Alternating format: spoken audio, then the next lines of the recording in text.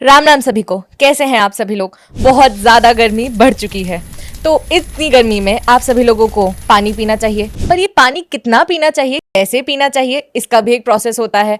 और इस पानी से क्या क्या बेनिफिट्स हमें मिलते हैं, ज़्यादा पिया तो क्या क्या नुकसान हो सकते हैं, ये सभी चीज़ें अगर आपको जाननी है तो बने रहिए हमारे साथ एपिसोड में। तो चलिए शुरू करते हैं। जय भारता जय भारता जय भारता।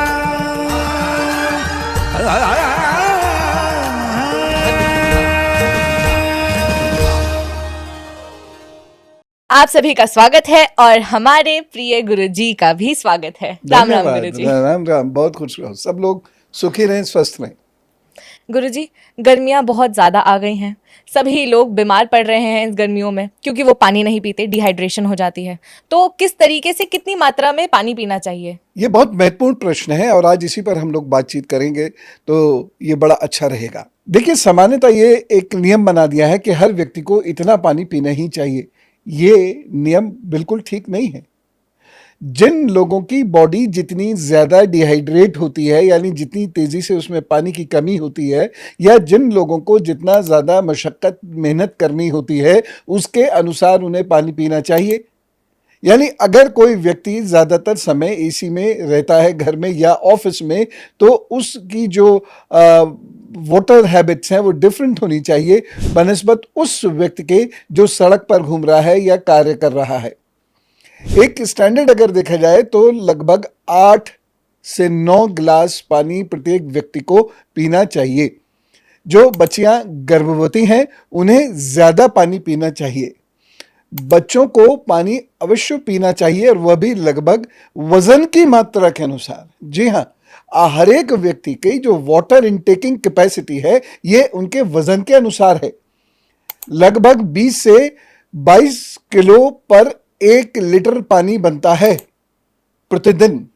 अब इस अनुसार आप अपना वजन कर लीजिए और उसको आप निकाल लीजिए और आप मल्टीप्लाई कर लीजिए कि आपको कितना पानी पीना है।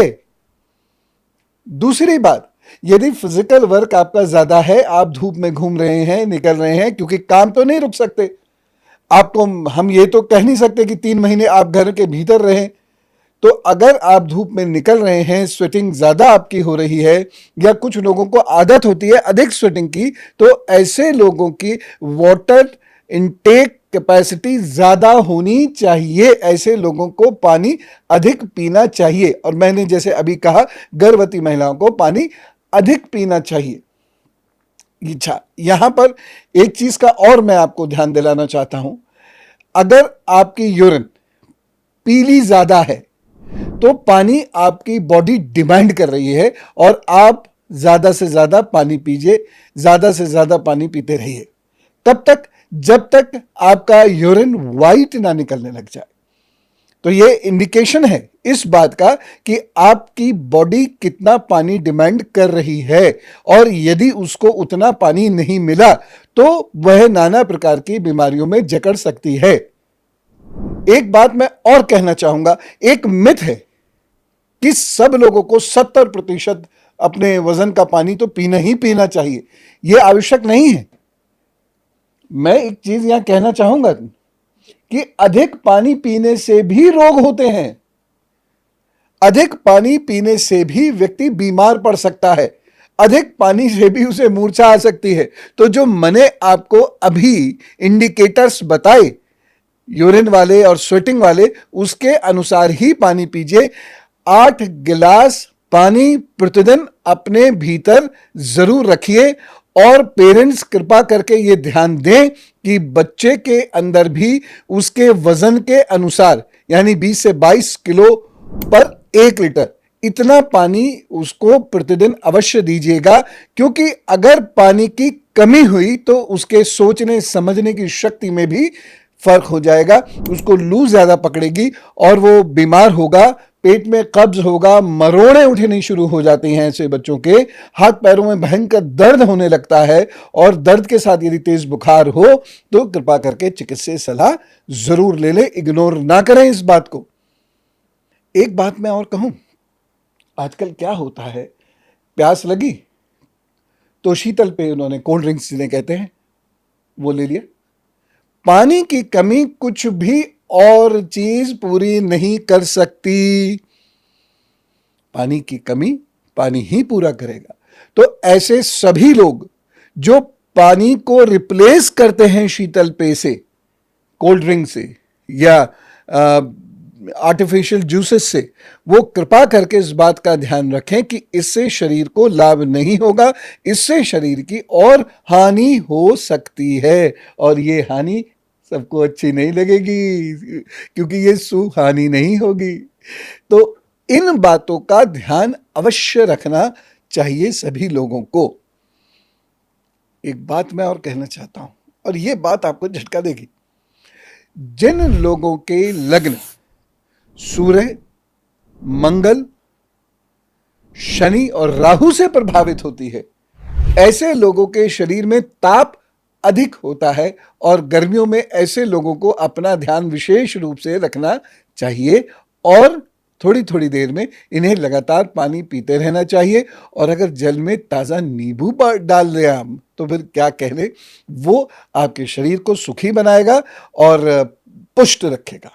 गुरुजी, ये एस्पेक्ट तो मैंने पहली बार आप ही के मुख से सुना है कि लाइफस्टाइल के अकॉर्डिंग हमारी पानी पीने की आदतें होनी चाहिए, कि हमारा वज़न कितना है इसके अकॉर्डिंग हम डिसाइड करते हैं। तो ये तो बहुत अद्भुत सी बात है। साथ ही एक चीज़ आपने कोल्ड ड्रिंक्स और अदर ड्रिंक्स को लेके कही, तो लोग जो फ्रिज का पानी पीते हैं वो भी तो हार्मफुल है। बिल्कुल, बिल्कुल सही बात पूछी, कही बल्कि आपने, आपके श्री मुख से बड़ी अच्छी बात निकल के आई है। चिल्ड वाटर, इसे अपनी डिक्शनरी से हटा दीजिए, इसे अपने गले से हटा दीजिए, इसे अपने ग्लास से हटा दीजिए। पिचर्स वाटर, घड़े का जो पानी होता है या एकदम फ्रेश वाटर जो होता है, वही नुकसान नहीं देता और पीना चाहिए। और जो चिल्ड वाटर होता है, मैं बहुत सारे पेरेंट्स को कहना चाहूँगा कि क्या करते हैं, उनके बच्चे आए स्कूल से और उसके बाद बॉटल फ्रीज़र में रख दी और उसके बाद जब चिल्ड हो गई तो निकाल के उसको पी रहे हैं। ये मुसीबतों को बुलाना है, तो बिल्कुल मत करें। ऐसा करने से शरीर को, ख़ासतौर से लंग्स को, गलों को और दिमाग को कमज़ोरी आती है, इसलिए ये बिल्कुल नहीं करना चाहिए। ठीक है। अब यहाँ पर एक प्रश्न ये होता है कि मान लीजिए कहीं पानी नहीं है और ताज़ा पानी कहीं नहीं मिल रहा है, तो क्या करें? गन्ने का जूस ले सकते हैं, तरबूज का जूस ले सकते हैं, खरबूजा खा सकते हैं, पपीता ले सकते हैं। इस प्रकार के फलों का सेवन आप करके अपनी बॉडी को हाइड्रेटेड रख सकते हैं, यानी पानी की कमी को दूर कर सकते हैं। तो फ्रूट्स से भी हम बहुत सारा पानी ले सकते हैं अपने शरीर के लिए। गुरुजी, आपने इसका एक एस्ट्रोलॉजिकल एस्पेक्ट भी बताया जो मुझे बड़ा इंटरेस्टिंग लगा। तो पर मैं ये सोच रही थी कि जिन लोगों को ये पता ही नहीं होगा कि उनकी राशि में कौन से लग्न मजबूत हैं, कौन से नहीं हैं, वो लोग कैसे समझेंगे? तो इसके लिए आपको अपनी कुंडली पढ़नी आनी चाहिए, और अगर आपको अपनी कुंडली पढ़नी सीखनी है तो आपको थोड़ी थोड़ी एस्ट्रोलॉजी आनी चाहिए। तो फिर देरी किस बात की, आप IIRW के अंडर एस्ट्रोलॉजिकल कोर्सेज के लिए अप्लाई कर दीजिए। गुरुजी, अब जो मैं पूछने वाली हूँ वो ये है, फ्रिज का पानी तो हमें नहीं पीना है। एक बार आपने, मेरे को याद है, बहुत पहले बताया था कि हमें पानी बहुत आराम से पीना चाहिए, इससे गुस्सा कंट्रोल होता है। तो ये भी बता दीजिए। देखिए, बहुत सारे लोग गुड़ो गुड़ो गुड़ो गुड़ो गुड़ो गुड़ो गुड़ो गुड़ो गुड़ो करके पानी पीते हैं, ये ठीक नहीं है। या बहुत से लोग सीधे जग से पानी पीना शुरू कर देते हैं जब वो बहुत ज़्यादा प्यासे होते हैं। अब फौजी हैं या खिलाड़ी हैं, इनकी आदत है ये इस तरीके से हल्के से पानी को सटक जाते हैं। सब नहीं, इससे नुकसान हो सकता है। तो ग्लास में पानी लीजिए और आनंद के साथ बैठकर पानी पीजिए। पानी सदैव बैठकर पीना चाहिए। बहुत मजबूरी है, खड़े खड़े कभी भागते दौड़ते या जल्दबाजी है तो एक अलग बात है, लेकिन सामान्यतः पानी बैठकर पीना चाहिए धीरे धीरे। इससे मन भी शांत रहता है और शरीर भी पुष्ट रहता है। जी गुरुजी, पानी की बात तो हो गई, पर गर्मियों में हमारी फूड हैबिट्स कैसी होनी चाहिए, इस पर भी कुछ बता दीजिए। गर्मियों में कॉफ़ी, चाय, इसका सेवन न्यूनतम करना चाहिए। शरीर में ये गर्मी पैदा करती हैं। मसालों का सेवन न्यूनतम करना चाहिए, ये नुकसान करते हैं। बहुत गर्मा गर्म खाना खाने से बचना चाहिए। एसी में तो आपको लगा कि गर्मा गर्म खाना, क्योंकि वहाँ टेम्परेचर अलग है, लेकिन जब आप एसी से निकलेंगे, कभी तो निकलेंगे, तो जब आप एसी से निकलेंगे तो वही टेम्परेचर आपको एडवर्सली इफेक्ट करेगा और आप बीमार पड़ना शुरू हो जाएंगे। बाहर का भोजन करने से बचना चाहिए। और हाँ, एक महत्वपूर्ण बात मैं कहना चाहूँगा कि सितंबर तक नाना प्रकार के रोग फैलेंगे, तो जल से भी रोग फैलेंगे, इसलिए जल स्वच्छ रखें।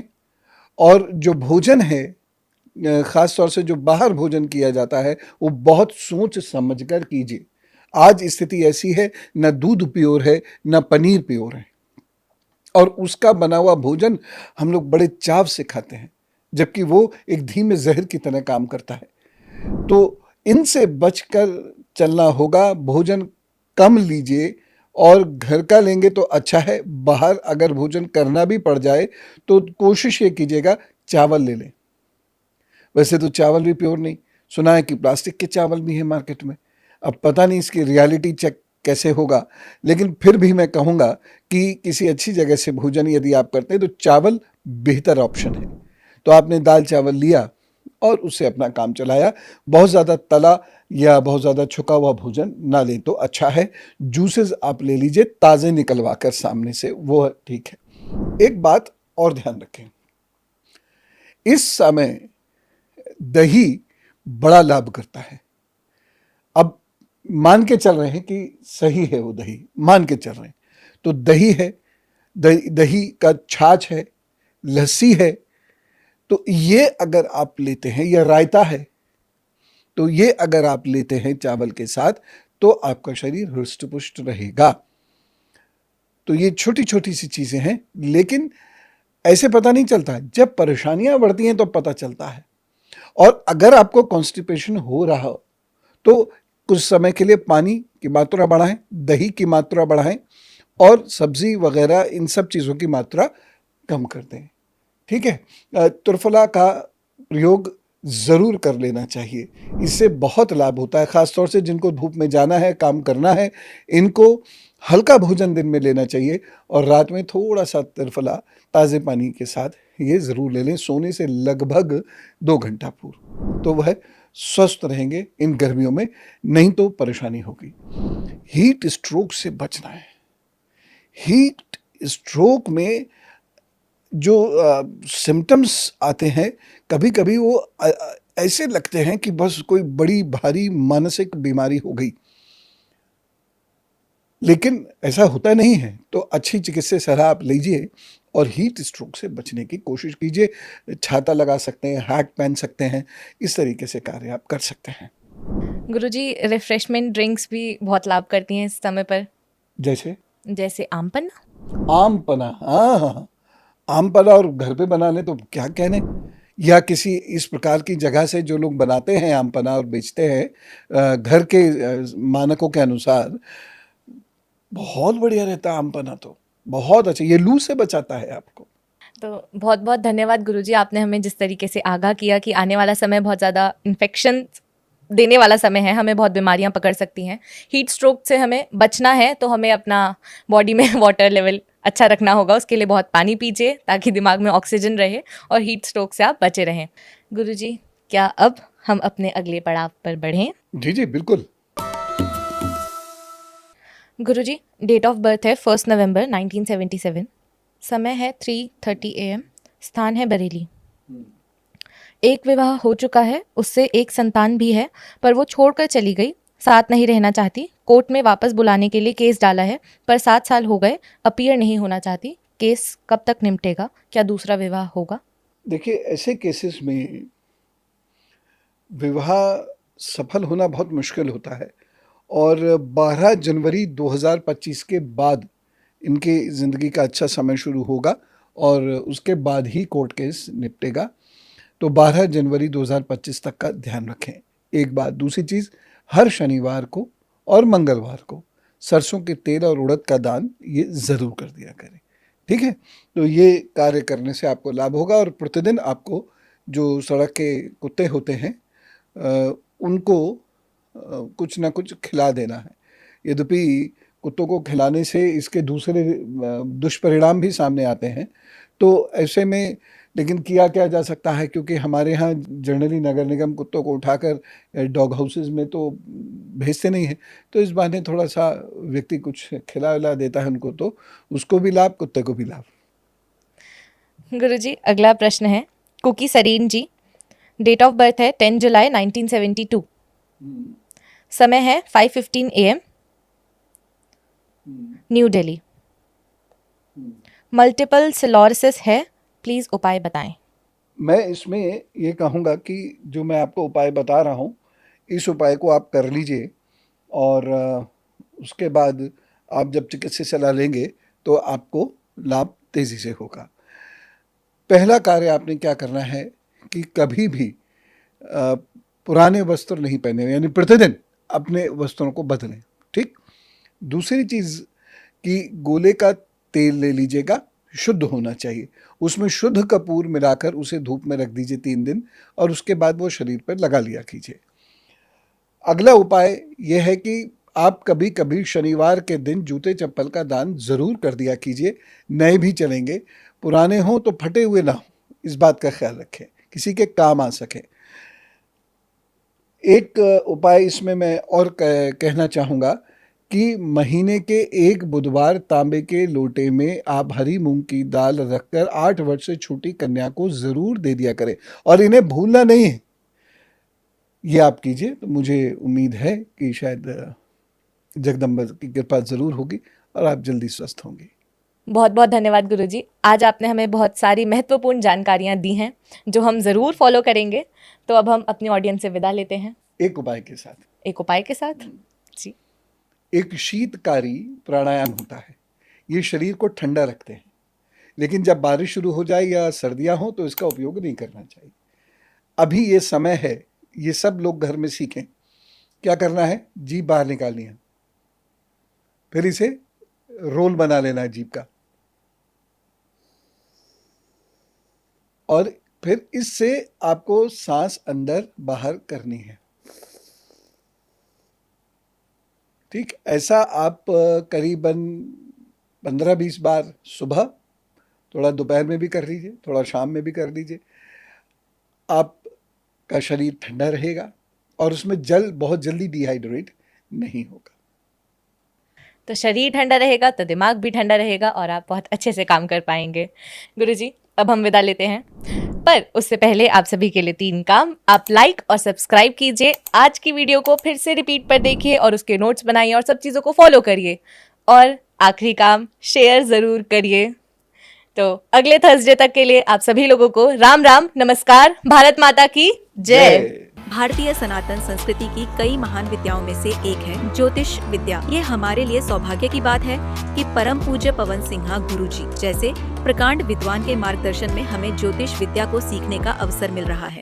गुरुजी को एक शिक्षक के रूप में पाकर के शायद हम सब धन्य हो गए। पराशर ऋषि की जो विद्या हम पढ़ रहे हैं, आज गुरुजी आज के युग के पराशर ऋषि हैं। ज्योतिष के बारे में बहुत साइंटिफिक अप्रोच से पढ़ रहा हूँ, जो और किसी जगह पढ़ने को नहीं था। वेस्टर्न इन्फ्लुएंस, लेफ्ट इन्फ्लुएंस बहुत था, लेकिन गुरुजी से जुड़ने के बाद एस्ट्रोलॉजी सिर्फ नहीं, राष्ट्रवाद भी बहुत आया अंदर। भारतीय ज्ञान शोध संस्थान के माध्यम से ज्योतिष कोर्स में आप अपना पंजीकरण करवा के इस अनोखी विद्या को सीख सकते हैं और अपना व परिवार का जीवन संवार सकते हैं। रजिस्ट्रेशन के लिए आज ही संपर्क करें 9412218963। जय भारता, जय भारता।